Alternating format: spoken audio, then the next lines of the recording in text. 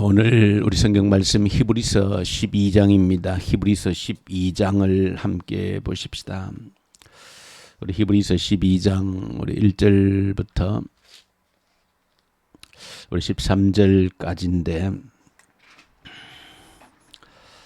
1절부터 4절까지만 우리 새벽에 같이 읽으십시다. 나중에 여러분들 함께 또 읽으시길 바라고요. 히브리서 12장 1절부터 우리 4절까지 함께 읽읍시다. 히브리서 12장 1절부터 4절. 이러므로 우리에게 구름같이 둘러싼 허다한 증인들이 있으니 모든 무거운 것과 얽매이기 쉬운 죄를 벗어버리고 인내로서 우리 앞에 당한 경주를 하며 믿음의 주요 또 온전하게 하시는 이인 예수를 바라보자. 그는 그 앞에 있는 기쁨을 위하여 십자가를 참으사 부끄러움을 개의치 아니하시더니 하나님 보좌 우편에 앉으셨느니라. 너희가 피곤하여 낙심하지 않기 위하여 죄인들이 이같이 자기에게 거역한 일을 참으신 이를 생각하라. 너희가 죄와 싸우되 아직 피 흘리기까지는 대항하지 아니하고. 아멘. 오늘 우리 히브리서 12장 어떻게 살 것인가 하는 문제를 가지고 믿음으로 살아야 된다. 의인은 오직 믿음으로 사는 것이다. 위대하신 예수 그리스도를 통하여서 우리에게 베풀어 주신 그 은혜의 자리, 그 은혜의 자리 하나님의 보좌로 우리 자신을 삼아 주셨는데, 하나님의 임재 속에 들어가서 성령의 깊은 임재 속에 우리가 들어가서 주시는 안식을 누릴 수 있는 이 길을 만들어 주셨는데, 우리가 믿음으로 응답함으로 의인이 믿음으로 삶으로 안식을 누리게 되어진다. 그러면서 믿음으로 살아야 된다 하면서 11장에서는 믿음의 수많은 증인들을 우리에게 보여주고 있습니다. 그러면서 12장에서 이제 좀 더 확장해서 허다한 구름대처럼 우리를 둘러싸고 있는 그 믿음으로 살았던 그 믿음의 증인들이 있다. 그렇게 하면서 또 12장에서는 믿음의 주요 온전케 하시는 예수를 바라보자. 그렇게 했습니다. 여기서 믿음의 주 그리고 믿음을 온전케 하시는 분이시다. 그렇게 했는데, 조금 더 정확한 의미를 보시면 예수 그리스도는 믿음을 시작하신 분이고 믿음을 완성하신 분이다. 그런 의미로 해석이 되어집니다. 예수 그리스도께서는 믿음을 시작하신 분이다. 다시 말하면 믿음을 만드신, 믿음의 내용을 만드신 분이 예수 그리스도시면서, 그러시면서 예수 그리스도는 믿음을 또한 스스로 완성해 가신 분이시다. 그렇게 하시면서 우리가 그 믿음의 경주를 하자. 그렇게 말합니다. 여기서 우리가 이 말씀을 여러분들이 좀 깊이 새기고 묵상하시면서 한 가지 꼭 기억을 해야 되는 것은, 저와 여러분들이 한편에서는 위대한 종교 개혁의 후예들로서 믿음의 자리에 서 있다라고 하는 것은 얼마나 자랑스러운 일인지 모릅니다. 근데 이 자랑스러움 속에서도 언제나 우리가 혹이라도 또 우리가 함정이 있다라고 하는 것들도 언제나 기억을 하셔야 됩니다. 왜냐하면 우리가 종교개혁의 어떤 후예들로서 오직 저와 여러분들이 구호처럼 부르짖고 외치는 것이 오직 믿음이라고 하는 그 단어입니다. 오직 믿음, 그리고 오직 은혜, 이것을 부르짖고 그야말로 교회를 개혁하고 교회를 새롭게 하는 그런 구호가 되어졌습니다. 근데 여기에도 자칫 잘못하면 함정이 있다는 것입니다. 오직 은혜, 오직 믿음으로 우리가 구원을 받는다라고 하는 것으로 종교 개혁의 그런 불길이 치솟았는데, 여기에 우리에게 함정이 있을 수 있다는 것을 오늘 12장을 보더라도 그대로 나와 있는 내용입니다. 종교개혁 당시에 로마 가톨릭을 통하여서 믿음과 은혜가 배제가 되어지고 오직 우리의 외적인 행실로, 행위로 구원을 받을 수 있다라고 하는 그런 것들이 팽배해짐으로써 급기야는 돈을 많이 내고 면죄부를 삼으로써 구원을 받는다라고 하는 데까지 나아감으로써 성경을 볼 때 오직 은혜요 오직 믿음으로 구원받는다라고 하는 것을 가지고 그 모든 잘못된 것들 새롭게 하는 그런 새로운 교회, 본래 교회로 돌아가는, 초대교회로 돌아가는 그런 종교개혁의 전통 위에 저 여러분들이 자랑스럽게 서서 이 믿음을 지켜나가고 있는데 여기에 함정이 있을 수 있다는 것을 기억하셔야 되는 겁니다. 우리가 너무 오직 은혜, 오직 믿음을 강조하다가 보니까 이 모든 것들은 하나님께로부터 오는 것이다. 하나님이 그냥 주시는 것이다. 값없이 주시는 것이다. 그냥 받으면 되는 것이다. 그렇게 우리가 알고 이해합니다. 그러나 여기 함정이 있어서 우리의 믿음의 발목을 잡을 수 있는 원인이 되어진다는 것을 오늘 이 히브리서 12장을 통해서 저 여러분들이 한 번 더 경각심을 가지고 깨달아야 되는 것입니다. 오직 하나님께서 베풀어 주신 은혜 맞습니다.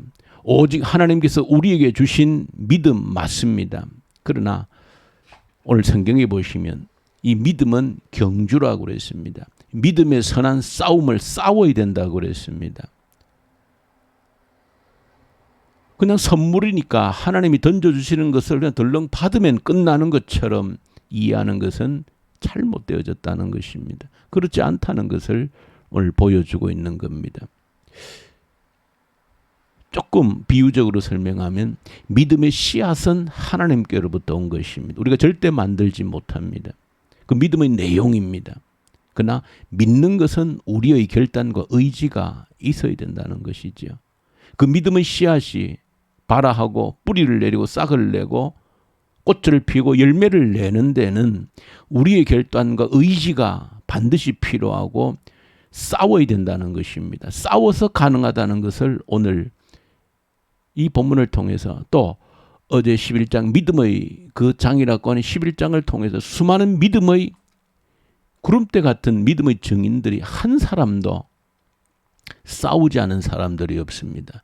믿음의 선한 싸움을 싸웠던 자들입니다. 자신의 생명을 내어놓고 싸웠던 자들입니다. 톱으로 켜서 자기가 죽임을 당하면서도 믿음을 지켰던 자들입니다. 그 믿음이라고 하는 것은 그저 가만히 앉아서 얻어지는 성취가 되어지는 그런 것이 절대 아니다라고 하는 것을 그 믿음의 증인들을 통해서 우리에게 정확하게 보여주고 있는 겁니다.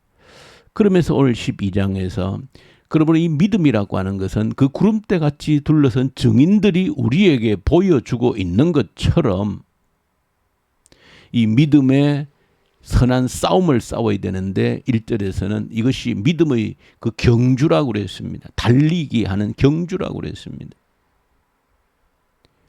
달리기 하는 경주처럼 결승점을 바라보고 달려가야 된다는 것입니다. 우리 주 예수 그리스도는 그 믿음의 경주를 완성하신 결승점까지 도달하신 분이다. 그런 의미에서 믿음의 완성자다. 믿음을 시작하신 분이시고 또 예수님은 믿음을 완성하신 분이다. 그래서 예수 그리스도는 특별하신 분이라는 것, 우리에게 모두가 되어지시는 것이죠. 믿음을 시작하고 만드신 분이시면서도 믿음을 이루어내시는 그 믿음의 결승점까지 달려가신 분으로서 여러분들이 본받아야 될 그런 분이다라고 오늘 히브리서에서 우리에게 소개를 해주고 있는 겁니다. 달리기라고 하는 것은 아마 여러분 우리가 경험이 있는 일입니다. 결승점이 있으면 100m 결승점이 있으면 그 결승점을 두고 달릴 때에 우리가 지금도 올림픽 선수들이 달리는 모습을 보면 너무 분명한 사실 아닙니까? 결승점을 보고 달리는 선수에게는 오늘 본문에 보여주는 것이 바로 그것입니다. 어떤 것도 눈에 들어오지 않는다는 것입니다. 왜? 내 눈이 어디에 결승점에 고정이 되어져 있기 때문에 어떤 다른 것도 눈에 들어오지 않습니다. 오늘 본문에 보시면 예수님께서 그런 경주를 완성하신 분이라고 하는 겁니다. 그 결승점에 초점이 가 있기 때문에 어떤 것도 눈에 들어와서 방해가 되어질 수 없다는 겁니다. 수많은 사람들이 저항하고 방해했다는 것이죠. 그러나 그것이 결승점에 그 초점을 두고 가는 그 믿음의 경주를 하는 자에게 결코 방해물이 되어지지 않는다는 것을. 그리고 예수께서는 피 흘리기까지 싸우셨다 그렇게 말하면 너희는 아직 피 흘리기까지 싸우지는 아니했지 않느냐라고 말하면서 예수는 피 흘리기까지 즉 죽기까지 싸우셨다는 겁니다. 예수님은 그 죽음으로서 믿음의 싸움을 완성하신 분이라고 하는 것입니다. 그러면서 우리의 믿음이라고 하는 것은 그저 가만히 있어서 수동적으로 주어져서 완성되어지는 것이 절대 아니고 결승점을 향해서 달려가는 그 다름질하는 선수처럼 우리의 초점을 그 결승점에다 두고 온 힘을 다해서 달려가야 된다. 어떤 달리는 과정에 주변에 어떤 일이 있어도 그것 때문에 우리의 시선이 흐트러져서는 결승점으로 도달하지 못한다. 100m 달리기 하는 사람이 옆에 있는 관중에게 시선이 빼앗겨서는 그 완주를 할 수 없는 겁니다. 승리할 수 없는 것은 물론이고 그러면서 이 믿음의 선한 싸움을 싸워야 되는 것이다. 그렇게 우리 믿음은 완성되어져 가는 것이다. 결승점에 도달하는 것이다. 믿음을 그렇게 우리에게 설명해 주는 것이 히브리서 12장이라고 하는 것입니다. 결국은 예수 그리스도를 통하여서 만들어주신 은혜의 자리, 하나님이 임재하시는 그 은혜의 자리에 들어감으로 우리가 진정한 안식을 얻는다라고 했는데 안식은 이처럼 믿음의 투쟁을 통하여서 얻어지는 것이다 라고 말씀하고 있는 겁니다. 이 사실을 놓치기 때문에 우리의 믿음이 나태해지고 게을러진다라고 오늘 12장에 보면 그 사실을 쭉 설명을 하고 있습니다. 몇 가지 중요한 내용들이 있습니다. 이렇기 때문에 하나님께서는 그 사랑하는 자녀들에게 징계하신다라고 하는 것을 아주 강조해서 보여주고 있습니다. 이 믿음의 경주를 해나가야 되는데 게으르고 나태할 때 부모가 자녀를 징계하는 것처럼 징계하신다. 오히려 징계가 없는 자녀라고 하면 버림받은 사생아가 아니냐라고 말씀하시면서 하나님께서는 이 믿음의 경주를 게을리할 때 그냥 두지 아니하시고 채찍질을 하신다. 그렇게 오늘 본문 속에 강조를 하고 있습니다.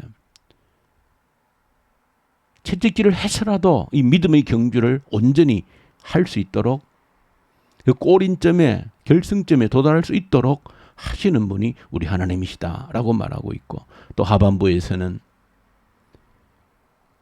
구약 성경을 비유하시면서 과거에 그 옛 언약 때에 순종하지 않는 자들에 대해서도 하나님께 철저하게 심판하셨다라고 하면 우리 지금 예레미야서를 보고 있지 않습니까? 말씀에 실패할 때 순종을 거부할 때 하나님이 끝까지 징계하시는 하나님을 보여주고 있습니다. 결국 바벨론에 의해서 예루살렘이 완전히 멸망하는 포로로 잡혀가는 그 사실을 보여주었고 오늘 본문에 보시면 남은 유민들이 또 말씀을 어기고 예루살렘에 남아 있어야 했는데도 어기고 이집트로 가는 것이 살 길인 것처럼 보여서 이집트로 가서 또 이집트에 섞여 살면서 하나님이 이집트로 내려가지 말라고 한 것은 이유가 있는 겁니다. 왜? 이집트에도 온갖 우상들이 범람하고 있었던 그런 지역이기 때문에 가지 말라 한 것입니다. 내려갑니다. 내려가서 결국 거기에서 우상을 섬기는 온갖 우상을 찌들어 사는 그런 모습을 재현을 할 때 하나님이 심판하십니다. 심판할 때 자기 백성들뿐 아니라 애굽까지도 하나님께서 바벨론을 불러와서 철저하게 심판하시는 그런 모습을 보여줍니다. 그래서 오늘 히브리서는 이 옛 언약 구약에도 말씀을 지키지 아니하실 때 심판하셨던 하나님이신데 철저하게 심판하셨던 하나님이신데 이 위대한 새로운 언약 예수 그리스도를 통해서 우리에게 주신 새로운 길, 은혜의 보호자를 우리에게 주셨는데 이 믿음의 경주를 제대로 하지 아니하면 그냥 두시겠는가? 절대 그냥 두시지 않는다. 아주 강한 경고를 오늘 이 말씀에서 주고 있습니다. 저 여러분들 기억하셔야 됩니다. 우리에게 은혜의 길인 것만큼 책임이 있고 제대로 순종하지 않고 믿음의 경주를 달려가지 아니할 때 하나님이 때로는 채찍으로 때리시고 끝내 아니할 때는 심판을 하시겠다는 무서운 경고가 함께 담겨져 있는 겁니다. 그러면서 오늘 본문 속에 한 가지 더 기억해야 된다라고 하면 에서 증후군이 있습니다. 오늘 본문에 그대로 말하고 있어요. 에서처럼 실패하지 말라는 겁니다. 그 에서 증후군입니다. 에서 증후군이라고 하는 것은 에서의 이야기를 잘 알지 않습니까? 그 동생 야곱에게 사냥 갔다가 오다가 배가 너무 고파서 그 아주 교활한 아주 간사한 야곱이 그냥 주지 않고 장자의 명분을 달라. 그럼 내가 팥죽을 주겠다. 이 어리석고 미련한 에서가 좋다 가져가라. 그래서 팥죽 한 그릇 돌라. 팥죽 한 그릇으로 장자의 명분을 바꾸어 버렸죠. 이후에 바꾸어지지 않습니다. 영원히 잃어버려 다시 되찾지를 못합니다. 그런 에서 증후군을 말하면서 순간적인 유익과 쾌락을 위해서 영원한 안식을 포기하지 말라는 것입니다. 그런 미련한 자들이 얼마나 많은지 모른다라고 하는 것입니다. 잠시 누리는 그 쾌락, 즐거움 때문에 영원한 안식을 포기하는, 빼앗겨버리는, 이후에 다시 찾지 못하는 에서와 같은 그런 미련한 자들이 많이 있다. 그 이야기를 본문 속에서 직접 하고 있습니다. 여러분들, 이 믿음의 선한 싸움입니다. 경주입니다. 마지막 골인점에 우리의 눈을 고정시키고 달려가야 되는 것, 싸워야 되는 것입니다. 우리의 눈이 흐트러지면 주변의 온갖 유혹들, 시기 질투 내지는 또 우리를 저항하는 모욕하는 조롱하는 온갖 유혹들이 있지만 우리의 시선이 고정되어서 흐트러지지 않으면 우리 주님을 본받아서 온전한 믿음의 경주를 할 수 있다. 온전한 그 안식의 그 은혜의 보호자의 깊은 자리로 나아갈 수 있다 하는 이 메시지를 여러분들이 오늘도 가슴에 새기고 믿음의 선한 싸움을 싸울 수 있는 오늘 하루 되어질 수 있기를 간절히 소망합니다. 우리 주님 아버지 감사합니다. 믿음의 선한 싸움을 싸우게 해주십시오. 그저 가만히 있으면 믿음이 내게 완성되는 것이 아님을 깨달아 알게 해주시옵소서. 예수님 이름으로 기도 올려드립니다. 아멘. 하늘에 계신 우리 아버지, 아버지의 이름을 거룩하게 하시며 아버지의 나라가 오게 하시며 아버지의 뜻이 하늘에서와 같이 땅에서도 이루어지게 하소서.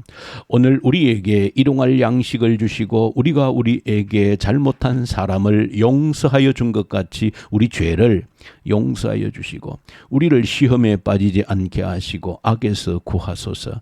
나라와 권능과 영광이 영원히 아버지의 것입니다. 아멘. 주신 말씀 가지고 간절히 기도하십시다. 하나님, 오늘도 내게 주신 이 하루 동안에 믿음의 선한 싸움을 싸워 이기게 하여 주시옵소서. 내 눈을 결승점에 고정하고 흔들리지 않게 주시옵소서.